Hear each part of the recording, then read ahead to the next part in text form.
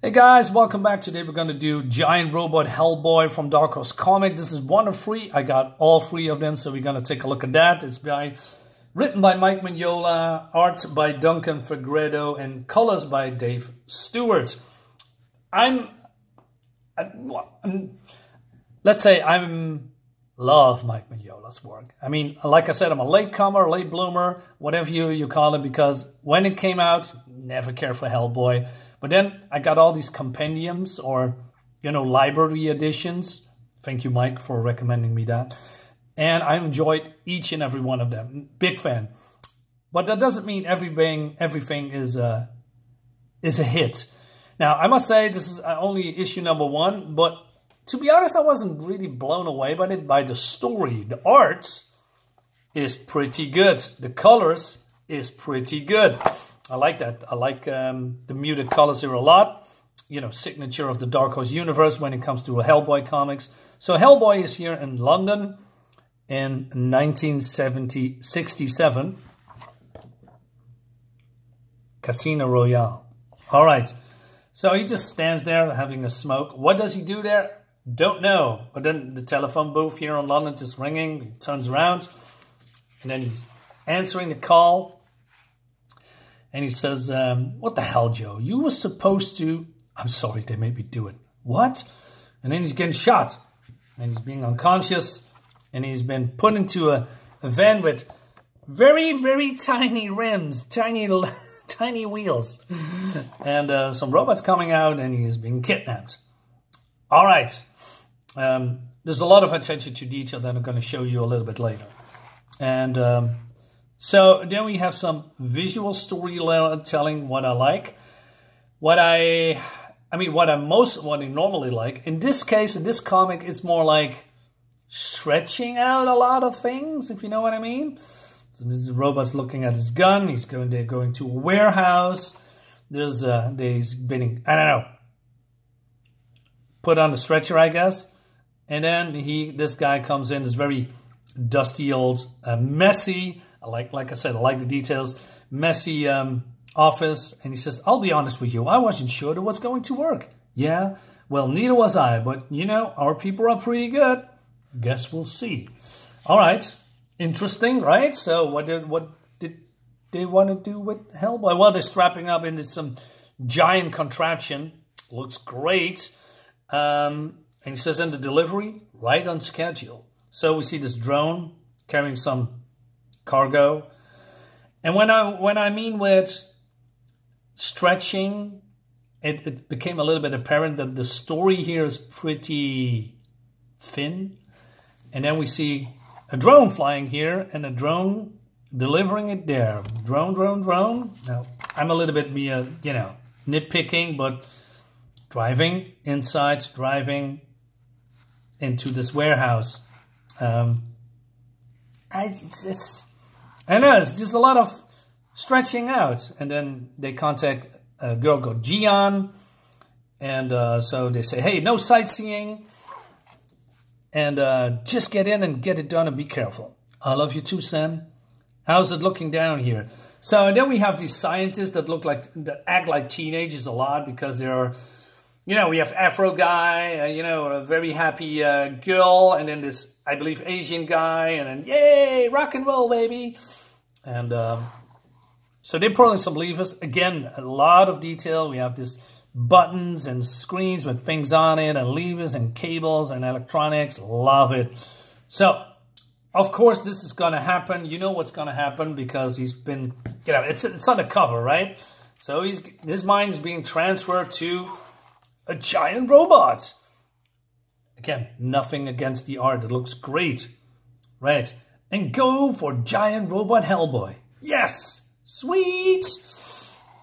And then panel. Son of a. Do we really need all these panels?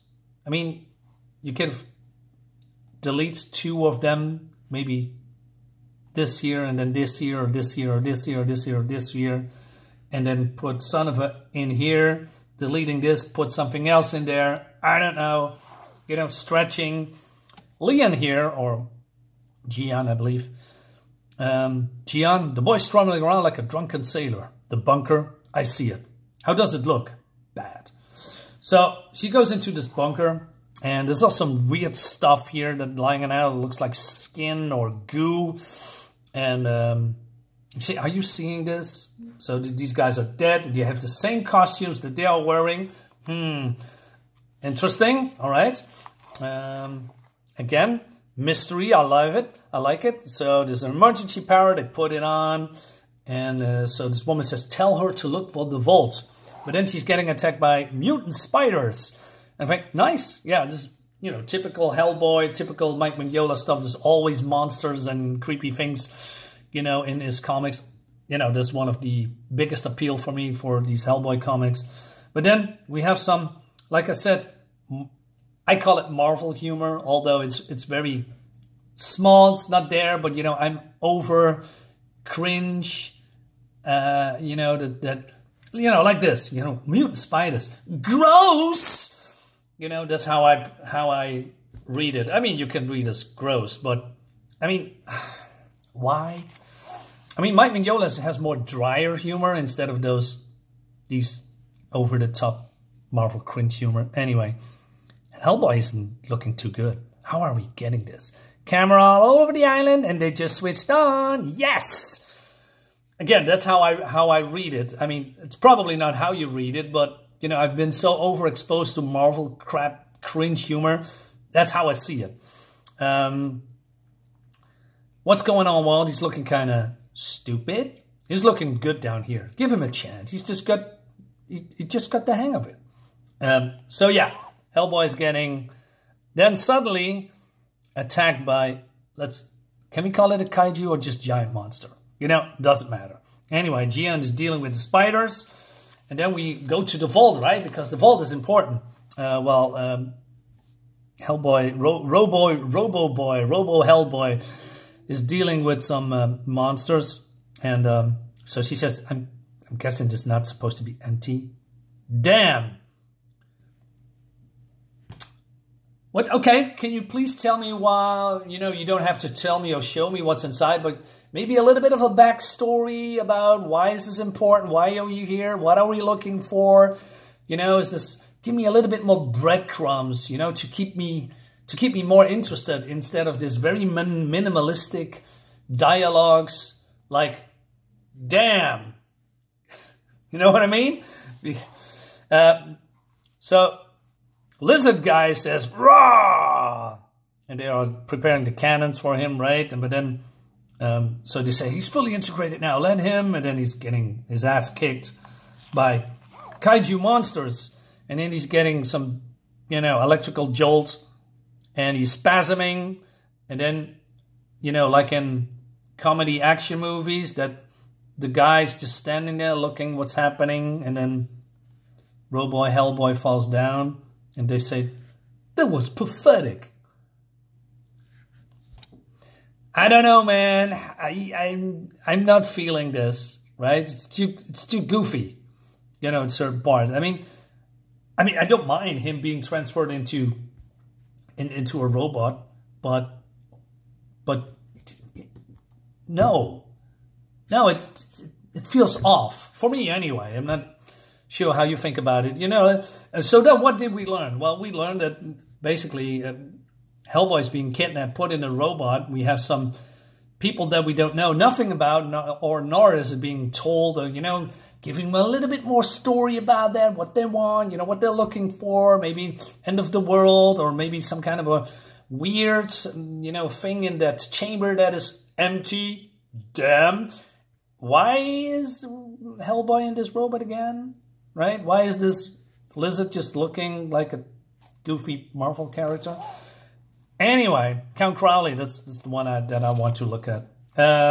So yeah, overall, I'm a little bit disappointed in Tom Mandrake. He did Spectre. In this particular Hellboy comic written by Mike Mignola. So, like I said, it's not all, you know, hit, you know, win.